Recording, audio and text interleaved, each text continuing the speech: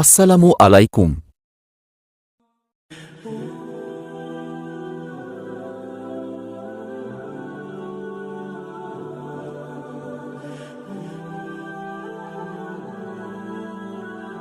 প্রশ্ন: মেয়েদের সলাত এবং ছেলেদের সলাতে কোনো পার্থক্য আছে কি?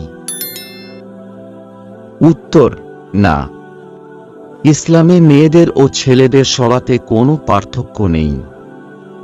কিয়াম, দাঁড়ানো, রুকু, সিজদা, জলসায়, বৈঠকে মেয়েদের ও ছেলেদের জন্য একই নিয়ম। রাসূলুল্লাহ বলেছেন, তোমরা ঠিক সেভাবে সলাত আদায় কর যেভাবে আমাকে আদায় করতে দেখো। প্রশ্ন: সতর কি? উত্তর: সতর একটি ইসলামী ভাষা। এ শব্দটির অর্থই হল গোপন করা বা ঢেকে রাখা। শরীরের যে অংশটুকু ছেলে বা মেয়ে দুজনেরই সবসময়ের জন্য ঢেকে রাখতে হয় তাকে সতর বলে। প্রশ্ন: ছেলেদের সতর কতটুকু? উত্তর: ছেলেদের সতর হল নাভি থেকে হাঁটুর নিচ পর্যন্ত ঢেকে রাখা। এটুকু ঢাকা না হলে ছেলের সলাতেই হবে না। প্রশ্ন: ছেলেদের কি পর্দা আছে? ছেলেদের পর্দা কেমন হবে? উত্তর: মেয়েদের যেমন পর্দা করা ফরজ তেমনি ছেলেদেরও পর্দা করা ফরজ। তবে ছেলেদের পর্দার নিয়ম মেয়েদের থেকে আলাদা। ছেলেদের সতর হচ্ছে নাভি থেকে হাঁটু পর্যন্ত।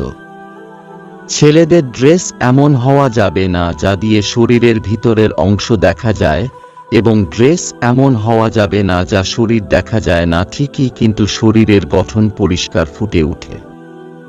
অর্থাৎ ড্রেস টাইট হওয়া যাবে না, ঢিলে ঢালা হতে হবে। প্রশ্ন: বড় ছেলেরা কি হাফ প্যান্ট পরতে পারবে? উত্তর: না। বড় ছেলেরা হাফ প্যান্ট পরতে পারবে না। তবে কোয়ার্টার প্যান্ট পরা যাবে, কিন্তু তা অবশ্যই হাঁটুর নিচ পর্যন্ত হতে হবে। প্রশ্ন: মেয়েদের সতর কতটুকু? উত্তর: রাসূলুল্লাহ নিজে হাত দিয়ে সতরের সীমা দেখিয়ে দিয়েছেন।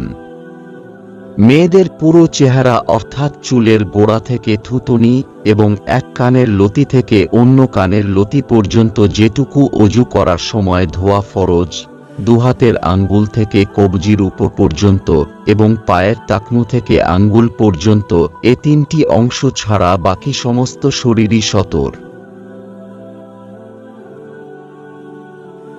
প্রশ্ন: রাসূলকে এই পৃথিবীতে পাঠানোর উদ্দেশ্য কি? উত্তর: আল্লাহ মানবজাতিকে মানুষের দিনের শোষণ, অত্যাচার ও অশান্তি থেকে মুক্তি দেয়ার দায়িত্ব দিয়েই রাসূলকে দ্বীন ইসলাম দিয়ে পাঠিয়েছেন। মানুষ যেন আল্লাহর দ্বীনকে মেনে চলার সুযোগ পায় এবং অন্য কোনো দ্বীনের আনুগত্য করতে যেন বাধ্য না হয়, সে মহান উদ্দেশ্যেই রাসূলকে পাঠানো হয়েছে।